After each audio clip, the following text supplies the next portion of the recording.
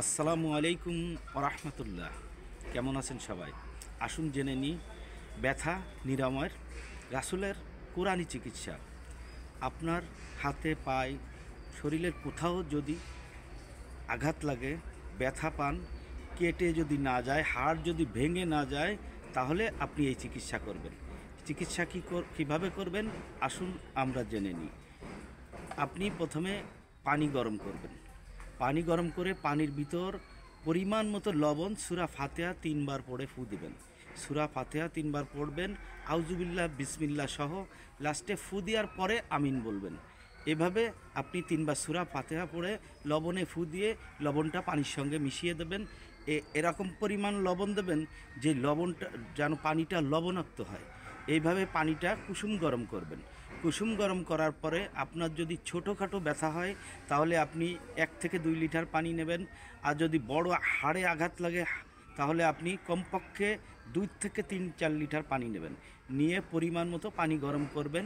গরম করার পরে যেই পানি শরীরে সহনশীল সেরকমভাবে পানি নেওয়ার পরে সেই পানিটা যেখানে আঘাত লেগেছে এই জায়গাটায় আপনি পানিটা ছোট্ট করে মানে আস্তে আস্তে করে ঢালবেন, কম কম করে ঢালবেন।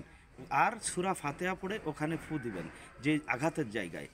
কমপক্ষে ৫ বার, ৭ বার, ১১ বার, ২১ বার বেজোড়ভাবে এভাবে ফু দিতে থাকবেন। যদি আপনি আঘাতের সঙ্গে সঙ্গে এই চিকিৎসাটা দিতে পারেন, আপনার একবারই চিকিৎসা করা লাগবে, আর করা লাগবে না।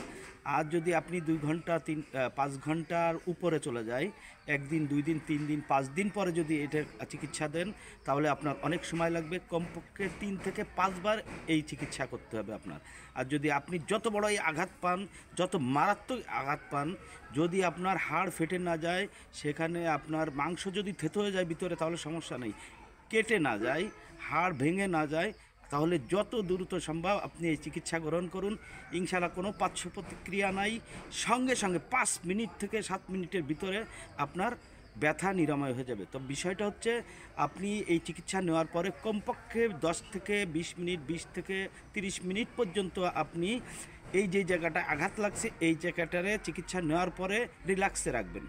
এখানে কোনো এই জায়গাটা দিয়ে কোনো কাজ করবেন না, কোনো কিছু করবেন না। এটা জাস্ট রিল্যাক্সে থাকবে কমপক্ষে আধা ঘন্টা।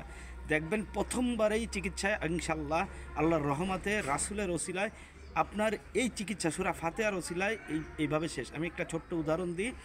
আল্লাহ রাসূল সাল্লাল্লাহু আলাইহি সাল্লাম পথের মধ্যে চলতে যেয়ে পায়ে আঘাত পাইছেন, সঙ্গে সঙ্গে পা ফুলে মোটা হয়ে গেল। তখন বাসায় ফিরে আসলেন, খাদিজা রাদিয়াল্লাহু তাআলা আনহাকে যেয়ে বললেন, হে খাদিজা দ্রুত পানি গরম করো। খাদিজা পানি গরম করলেন, রাসূল সাল্লাল্লাহু আলাইহি সাল্লাম এইভাবে চিকিৎসা নিলেন। রাসূল সাল্লাল্লাহু আলাইহি সাল্লামের দেখানো পথে আমরা হাঁটি, ইনশাআল্লাহ অনেক কল্যাণ হবে। আপনারা আমার ভুল ত্রুটি ক্ষমা করবেন। আর বিষয়টা হচ্ছে এখানে আরেকটা বিষয় হচ্ছে আপনি যদি নাফরমানি হন, অভিশপ্ত হন, তাহলে আপনার দ্বারাই আমার এই চিকিৎসা কাজে আসবে না। আপনাকে নাফরমানি ছাড়তে হবে এবং অভিশাপ নেওয়া যাবে না। বিশেষ করে মা বাপের অভিশাপ থেকে দূরে থাকবেন। আপনার জন্য এই চিকিৎসা। আপনি অভিশাপ মানে খারাপ কাজও করবেন, মা বাপের সঙ্গেও খারাপ ব্যবহার করবেন, মা বাপের অভিশাপ নেবেন, আপনার জন্য আর আল্লাহর কোরআনের কোনো জায়গা নেই। আল্লাহর কোরআনে হাদিসে কোনো জায়গা নেই। আপনি সঠিক পথে ফিরে আসেন, নামাজ কালাম পড়েন, আপনার জন্য সব কিছু ইনশাল্লাহ সব দরজা খোলা আছে। ভুল ত্রুটি ক্ষমা করবেন, অনেক কথা বলে ফেললাম। সবাই ভালো থাকবেন। আসুন জেনে নিই আমরা রাসূলের সুন্নত মানলে কি হয়। আপনারা আমাদের সঙ্গে থাকবেন। আগামী পর্বে আমরা নিয়ে আসছি রাসূলের সুন্নত মানলে কি কি উপকার হয়, এমনকি প্রাণও বেঁচে যেতে পারে। আমাদের সঙ্গে থাকুন এবং জেনে নিন রাসূলের সুন্নতে কি কি উপকার আপনার। ভালো থাকবেন, সুস্থ থাকবেন। আসসালামু আলাইকুম ওয়া রাহমাতুল্লাহি ওয়া বারাকাতুহু।